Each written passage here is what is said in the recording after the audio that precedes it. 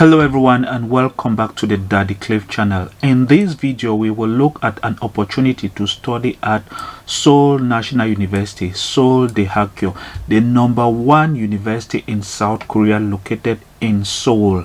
And it is going to be the 2024 fall graduate admission for international students to study at Seoul National University. Here are the scholarship opportunities that are available. It says how to apply.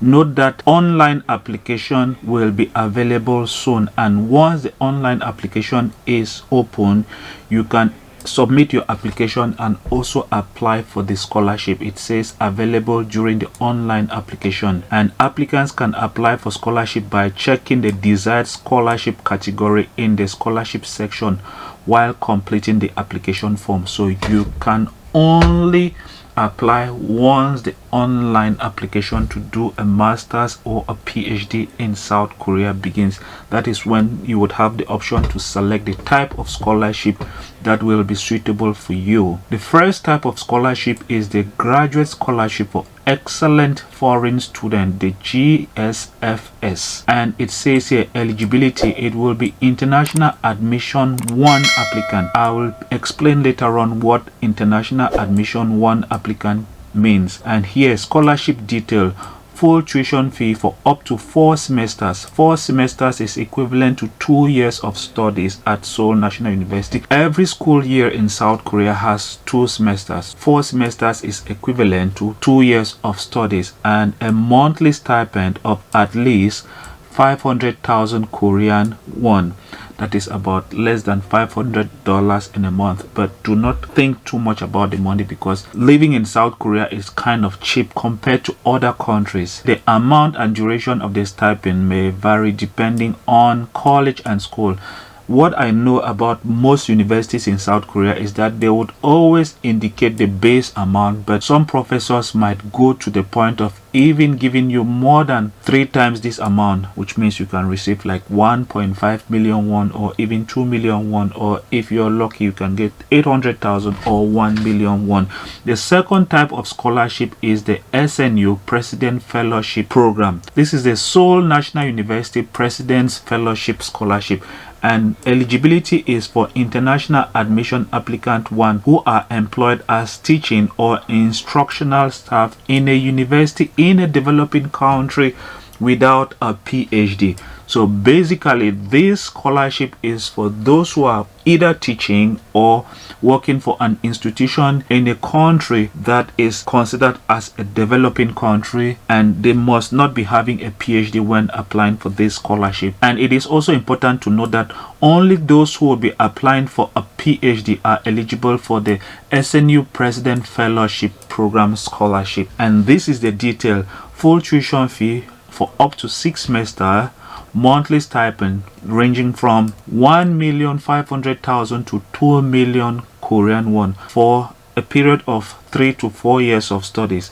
and they would equally provide you with a round-trip airfare. You'd have the possibility to learn Korean language, and then they would provide you also with national health insurance and child care support in case you decide to move with your child.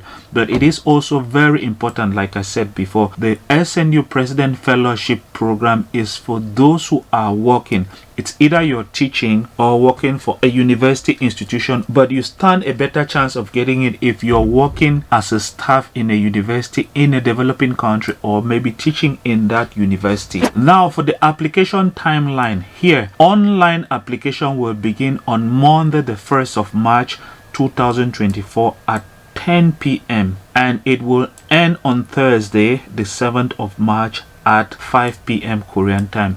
It is very important for me to indicate that it is a policy at Seoul National University for the application window to be very short. This is because Seoul National University is a very popular university in South Korea, and added to the fact that it is the #1 university and it is located at Seoul, that is the heart of South Korea, a lot of students usually apply to study at Seoul National University. Despite the fact that the timeline is just 3 days, the volume of application will be too much because a lot of students have already prepared their documents to apply. So once the online period will begin, they will just go online and then submit their applications. So the volume is always too much. That is why the application window is very small, and this is where you would have to apply, which means you can type this address to your browser and it will take you directly to the website where you can apply. But know that once you've uploaded all of your documents, there is an application fee of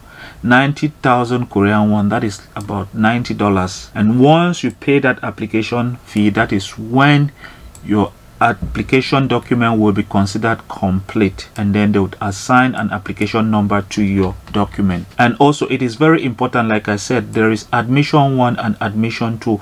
Once you've paid that application fee, there is no way you can change your type of admission. We will look at the admission types later on. Another important thing is that you will be required to submit recommendation letters, and these recommendation letters can only be sent after you have paid the 90,000 Korean won. That is, when filling the online application, you will be given the opportunity to enter the email address of the person who is going to recommend you. Once you've paid the fee, they will send an email to that person, and the person will receive this kind of interface here. This is a sample of the letter of recommendation. They would have to fill every section of the letter of recommendation and then send it through email. They don't have to send any paper recommendation letter. It has to be submitted online. So this is a sample. For the person who is going to recommend you, you can go ahead and send them this document. This is the page where you can get all of the documents for admission. The first one is the admission guideline, and this is the online application guideline. So if you want to know about applying online, you can download the online application guideline. This is how it looks like. This is how it looks like, online application procedure. So you can go ahead and then look at it. It's very important that you look at this application guideline. You can change the language to English from the application guideline and then fill out the application document and then submit it at the end. So this is at the level of the letter of recommendation. This is the area where you can input the name of the person who is going to recommend you, their email address. It is very important to note that there are 2 recommendation letters that are supposed to be sent, as you've seen here, recommender 1 and recommender 2. It is very important. It says here, a guide mail will be automatically submitted to your recommender after the application fee payment. So please make sure if your recommender has received the email. So once you've paid the fee, you need to contact your recommender and ask them if they've received that email. It's super important. And this is a sample of the guide email that I was talking about. They can look at it and then fill the online application. And it's important to note that they have from the 4th of March to February 8th, which means it is also within the application timeline when you will be submitting your document. So it's very important that you inform your recommenders, let them get ready to submit your letter of recommendation as soon as possible. It will also be important for you to apply early so that you give them at least 1 or 2 or 3 days to send your recommendation letter in. And also, it is also very important to note that for these majors, if you are applying for any of these majors, you must submit portfolios, and this is the application deadline for you to send in your portfolios from the 4th of March to the 7th of March. It is very important that there are certain conditions that must be respected depending on the major that you are applying for. Some majors will require you to submit your applications in Korean language, so it's very important that you take note of the major that you are applying for. You need to fulfill the application requirements, and then preliminary decisions will be made from the 23rd of May. After they must have decided on who has passed the preliminary admission phase, that's when you would have to submit your original document from the 23rd of May to the 7th of June. It's very important that you know that you would have to submit the original document. So you can just apply online, and then once you succeed in your application, you can then send in the original documents if you pass the preliminary phase of admission. And then when you would send the original documents, know that there is also a final admission decision that will be from Friday, June 28th. By then you would know if you succeeded or not, but you would have to go to this website to check. There will be a Korean proficiency test, most especially for those who would succeed in the admission. For some department, it's not every department, it's very important that you take into account that. Now let's look at the different types of admissions that are available. The first one is international one. Know that neither the applicant nor the applicant's parents are supposed to be Korean citizens. International one simply means you obtained your degree out of Korea. You did not obtain your degree in South Korea. So if you obtained your degree in another country that is not South Korea, then you have to select international one. It is as simple as that. And for those who would be applying for international one, you can either apply for a master's, a combined master and doctoral, or just a doctoral degree. There are a list of documents that you must submit. The documents must either be in Korean or in English. There is an application form that you must fill out. There's a personal statement and study plan. They have word limits that you must respect. It is very important to note that if you are applying for any of the majors that have been named here, you must write in Korean, as it has been written here. Must write in Korean your study plan and personal statement. You have to submit 2 letters of recommendation. For English proficiency, for those who might be worried about submitting either the IELTS or TOEFL, as it has been indicated down here, it says here, official document or school profile verifying that all courses were conducted in Korean or English, applicable only if the entire bachelor or master's curriculum was completed in Korean or English.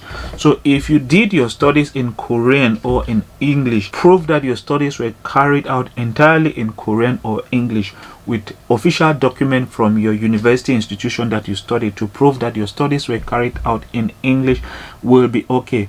If you don't have any of that document because you did not study in English, then that is when you would have to submit either a topic score or maybe a TOEFL or an IELTS and the other ones that are available here. It's very important that you read this information in detail.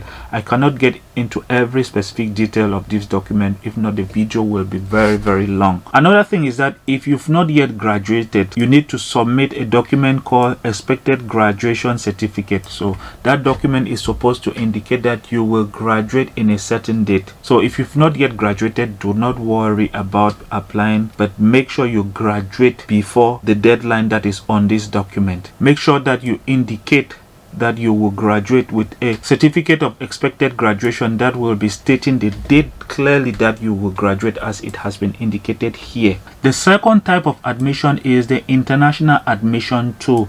This one is for those who completed their entire degree program out of their home country.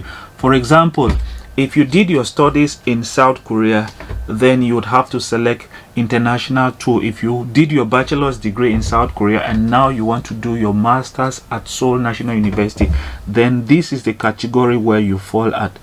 And that is because you would have to prove with other documents like your certificate of exit and entry from South Korea. It's very important that you note that you would have to submit certificate of entry and exit. It's a very important document in case you studied in another country. Like let's say you're from Nigeria and you did your studies maybe in Japan, you would have to provide a document from Japan that shows that you had lived in Japan, and that is called the certificate of entry and exit. That is just the difference. International one is for those who are from a country that is maybe like from India, and then they did their studies in Japan or maybe in Britain or maybe in the United States, and they now want to go and study in South Korea.